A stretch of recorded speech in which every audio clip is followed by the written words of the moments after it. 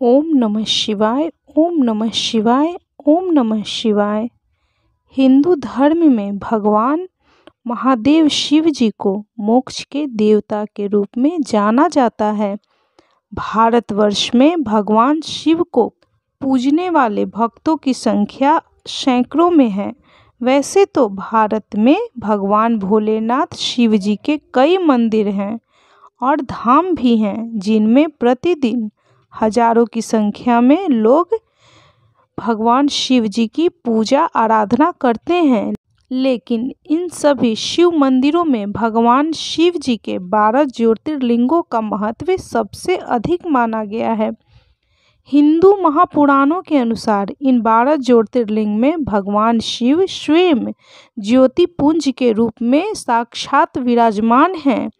ऐसा माना जाता है कि भगवान शिव के इन 12 ज्योतिर्लिंगों के दर्शन मात्र से ही सभी पापों का अंत हो जाता है, सभी पाप नष्ट हो जाते हैं, आपके घर में सुख शांति और समृद्धि का वास होता है।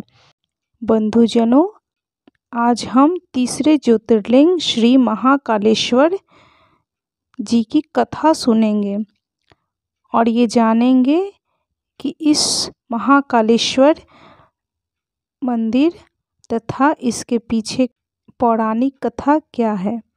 तो चलिए कथा शुरू करते हैं। बोलिए ओम नमः शिवाय। ओम नमः शिवाय। ओम नमः शिवाय। बंधुजनों, कथा संपूर्ण सुना कीजिएगा, कभी भी कथा आधी अधूरी ना छोड़िए, इससे आपको कोई पुण्य फल प्राप्त नहीं होगा। तो चलिए कथा प्रारंभ करते हैं।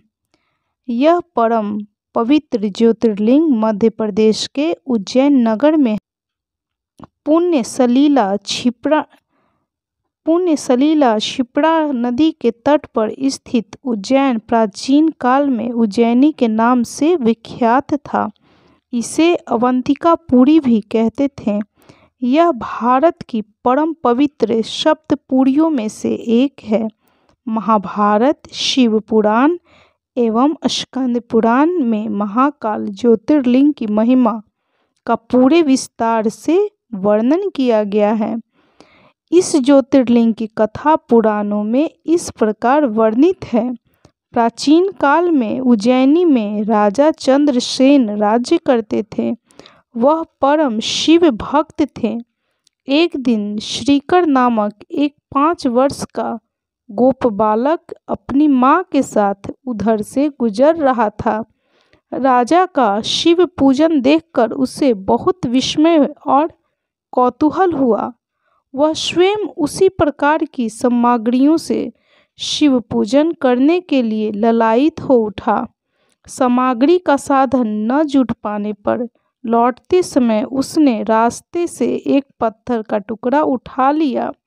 घर आकर उसी पत्थर को शिव के रूप में स्थापित कर पुष्प चंदन परम श्रद्धा पूर्वक उसकी पूजा करने लगा। माता भोजन करने के लिए बुलाने आई, किंतु वह पूजा छोड़कर उठने के लिए किसी भी प्रकार से तैयार नहीं हुआ। अंत में माता ने झल्लाकर पत्थर का वह टुकड़ा उठाकर दूर फेंक दिया। इससे बहुत ही दुखी होकर वह बालक जोर जोर से भगवान शिव महादेव को पुकारता हुआ रोने लगा।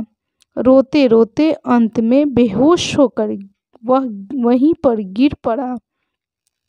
बालक की अपने प्रति यह भक्ति और प्रेम सद्भावना देखकर भोलेनाथ शिव शंकर अत्यंत प्रसन्न हो गए। बालक ने जैसे ही होश में आकर अपने नेत्र खोले तो उसने देखा कि उसके सामने एक बहुत ही भव्य, अति विशाल स्वर्ण और रत्नों से बना हुआ मंदिर खड़ा है।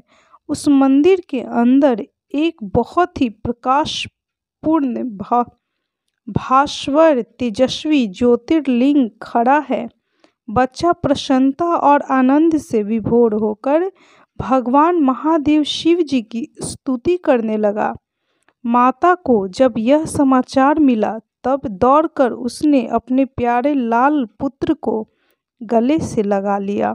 पीछे राजा चंद्रसेन ने भी वहां पहुंचकर उस बच्चे की भक्ति और सिद्धि की बड़ी सराहना की। धीरे धीरे वहां बड़ी भीड़ जुट गई। इतने में उस स्थान पर हनुमान जी प्रकट हो गए। उन्होंने कहा, मनुष्यों, भगवान शंकर शीघ्र फल देने वाले देवताओं में सर्वप्रथम हैं। इस बालक की भक्ति से प्रसन्न होकर उन्होंने इसे ऐसा फल प्रदान किया है जो बड़े बड़े ऋषि मुनि करोड़ों जन्मों की तपस्या से भी प्राप्त नहीं कर पाते हैं। इस गोप बालक की 8वीं पीढ़ी में धर्मात्मा नंद गोप का जन्म होगा।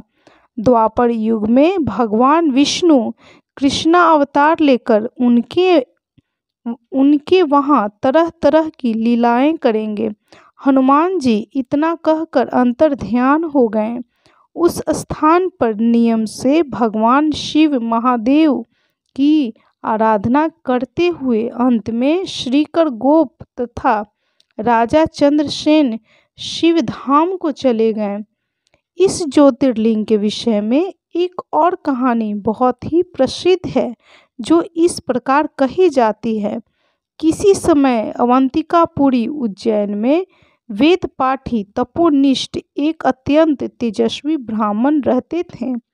एक दिन दूषण नामक एक अत्याचारी असुर उनकी तपस्या में विघ्न डालने के लिए वहां आया। ब्रह्मा जी से वर प्राप्त कर वह बहुत शक्तिशाली हो गया था। उसके अत्याचार से चारों ओर त्राही त्राही मची हुई थी।